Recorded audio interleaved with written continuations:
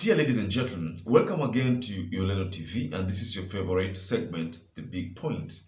So now, as usual, we always like to go through our previous analysis, a recap of our previous analysis. And in our previous analysis, we delved into the details that surrounded the tweet that Abdul Nasir posted, and the specific target was to William Samoei Ruto. And by the way, as at now, we are now aware that Ahmed Nasir might not be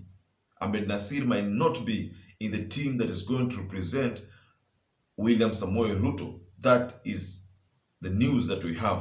Now, in our previous analysis, we talked about Ahmed Nasir's cryptic message to William Samoei Ruto. In that message, Ahmed Nasir tried to remind William Samoei Ruto that his biggest enemy was not Honorable Raila Amolo Odinga, but his nemesis was the current President of the Republic of Kenya, Uhuru Muigai Kenyatta.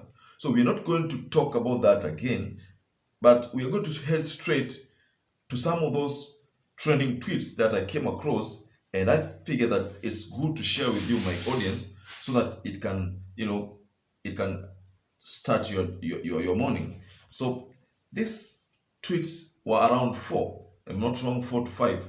So now, the first tweet is from none other than Muthai Mkenya. That is a Twitter account handler. So this is what the account handler said. Polite reminder to Kenya Kwanza. We have only one commander-in-chief na sword sea decoration. Mtajua amjui. Allow me to take you back to a certain event where Rigathi Gachagua said to the president that you don't have to be there to hand over power.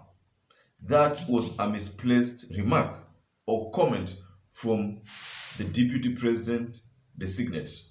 That was so wrong. So this Twitter handler has reminded Kenya Kwanza, and a specific reference Rigathi Gachagua. So now let's go through another posting. And this other posting was from none other than my favorite, Mutai Ngunyi. So let's listen to what Mutai Ngunyi had to say. 2 prostitutes gave birth, one killed her son, then he stole the living boy. The matter was taken to King Solomon. Solomon decided to split the surviving boy into 2. The fake mother said it's okay. The real mother objected in tears. The boy is the nation. Who will save the boy?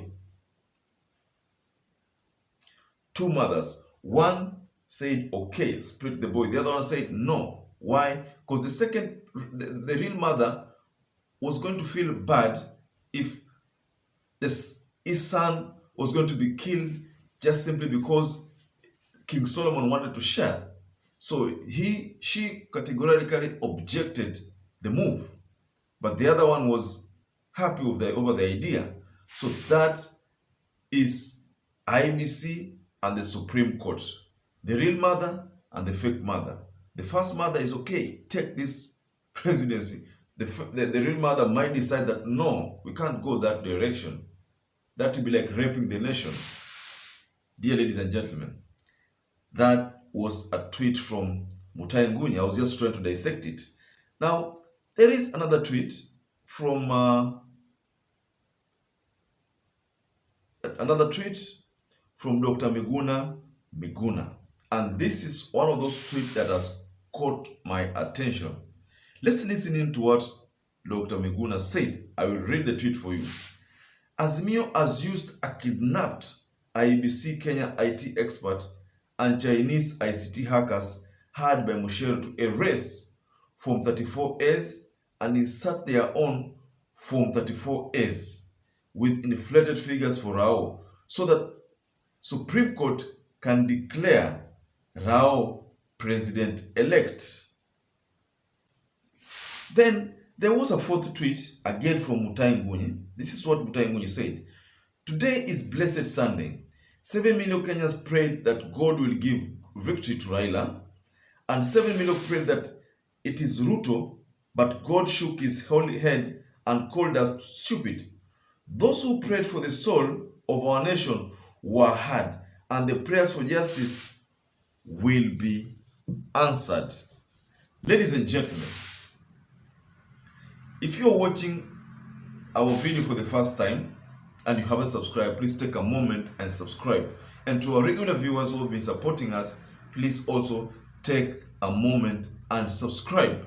Now, let's delve deep into MIGUNA's cryptic message to Kenya Kwanza. And allow me to remind you what Dr. MIGUNA said.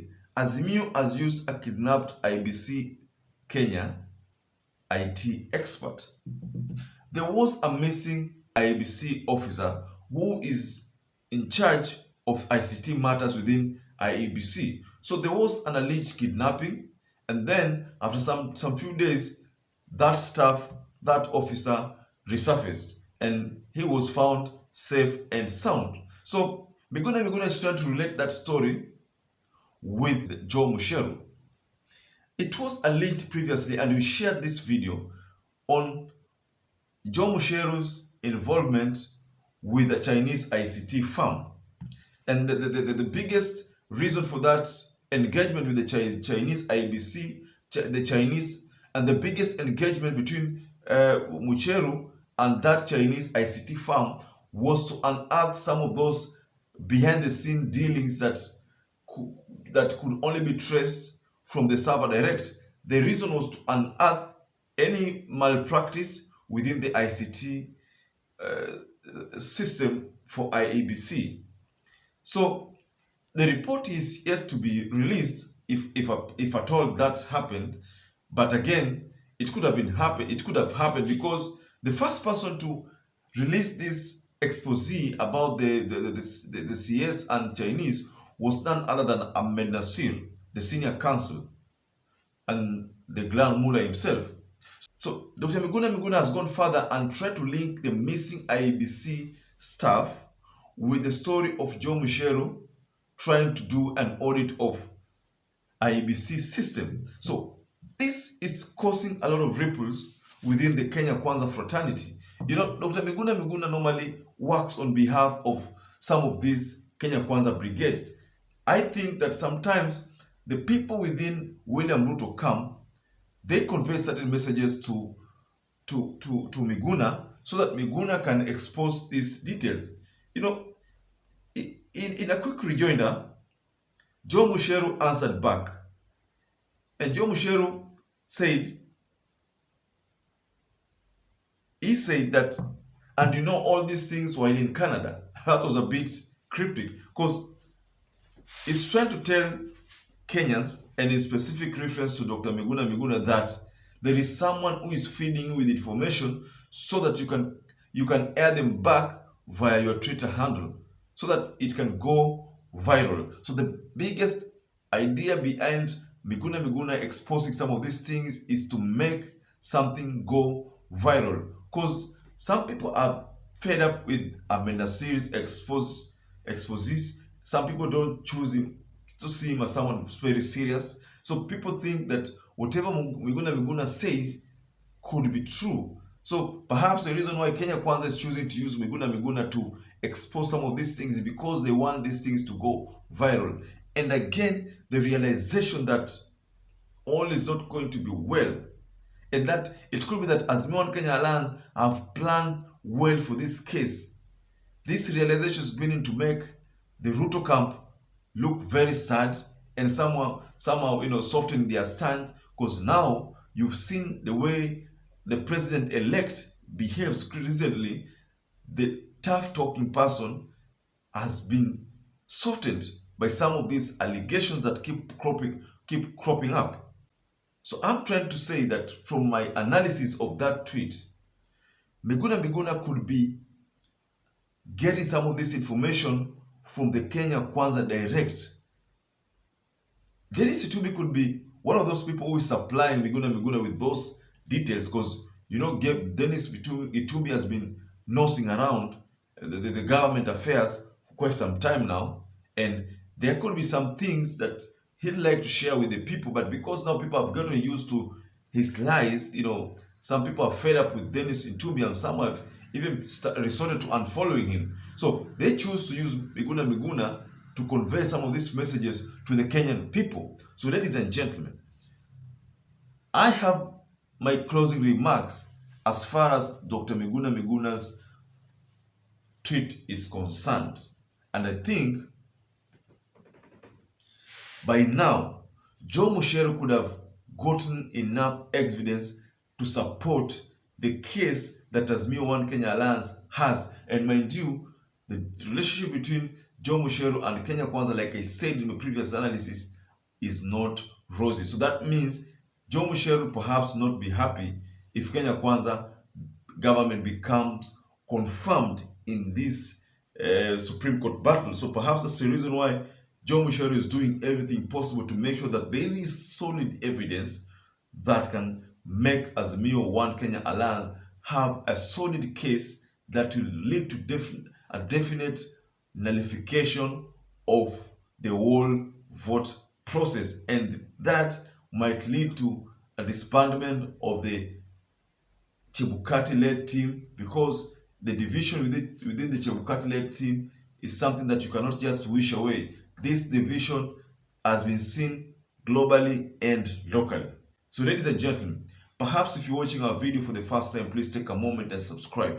And if you are regular viewers and subscribe, please take a moment also and subscribe. And once again, I'd like to say thank you so much for supporting our channel. Our channel has now reached 6,000 subscribers, and I know with your support of those new subscribers, we will reach greater milestones. And once again, I'd like to say, stay safe from wherever you are and stay blessed. And until we meet again, bye-bye.